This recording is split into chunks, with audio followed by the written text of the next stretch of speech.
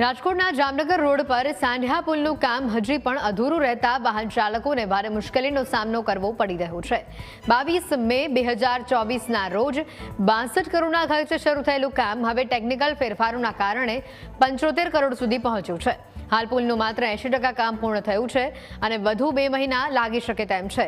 Diversion road ઉપર 2 ફાટક હોવાથી વાહન ચાલકોને રોજ 25 થી 30 મિનિટ ટ્રાફિકમાં ફસાવવું પડે છે। મેયર નયનાબેન પેઢડિયાએ જણાવ્યું છે કે રેલવેની મંજૂરી માટે 7 મહિનાથી રાહ જોઈ રહ્યા છે અને જેના લીધે પુલની કામગીરીમાં વિલંબ થઈ રહ્યો છે। સમય મર્યાદામાં કામ પૂર્ણ નહીં થાય તો એજન્સી વિરુદ્ધ પગલાં લેવામાં આવશે। જો કે કામમાં વિલંબ માટે તંત્ર એકબીજાને જવાબદાર ઠેરવી રહ્યું હોય તેમ ચર્ચાઈ રહ્યું છે।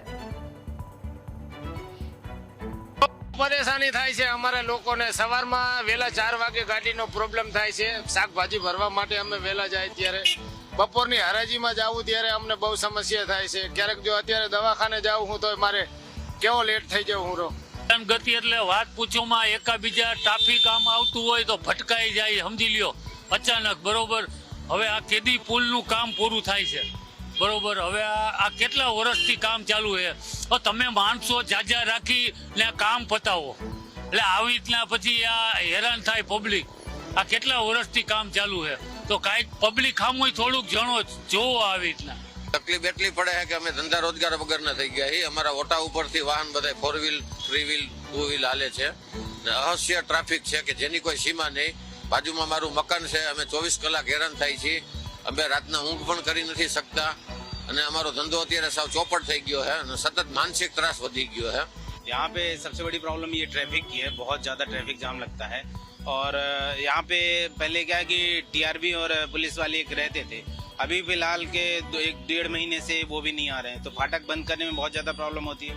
और फाटक जैसे तैसे अगर बंद भी हो गया तो खुलने के बाद फिर लगभग जैसे एक गाड़ी निकलती है उसके बाद 15 से 20 मिनट आधे घंटे तो ट्रैफिक पूरा जाम ही रहता है।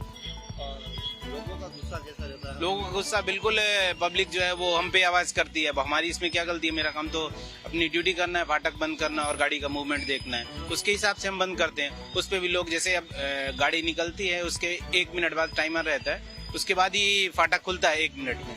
तो क्या होता है कि लोग हमसे कहते हैं कि भाई तुरंत खोलो, और उसमें फिर 1 मिनट बाद ही खुलता है वो टाइमर अपने आप आता है, तो 1 मिनट बाद खुलता है। तब तक पब्लिक हम पे नाराज होती है, हम पे चिल्लाती है।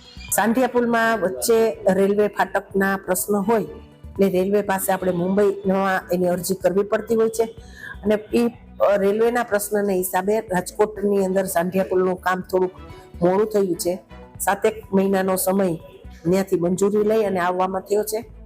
2026ની અંદર માર્ચ મહિનામાં આ પુલ સોંપવામાં આવશે તેવી વાત કરી છે। 85% પુલનું કામ છે એ પૂરું થઈ ગયું છે અને હવે ટૂંક સમયમાં 2-2.5 મહિનાનો સમય આપેલો છે।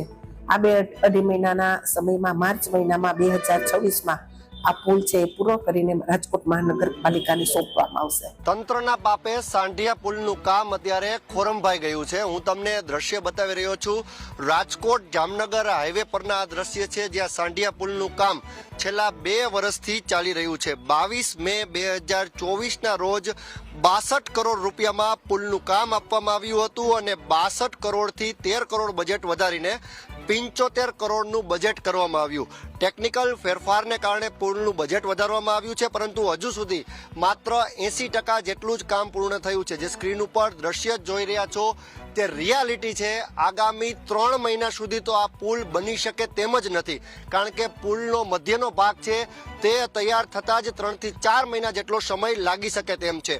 કોર્પોરેશન અને રેલવે તંત્ર એકબીજાને ખો આપી રહ્યું છે, ત્યારે મેયર કહી રહ્યા છે કે એજન્સીને અમે દંડ ફટકારીશું, નોટિસ ફટકારીશું, પરંતુ ક્યાં સુધી નોટિસ રમવામાં આવશે તે સવાલ તંત્ર સામે થઈ રહ્યો છે।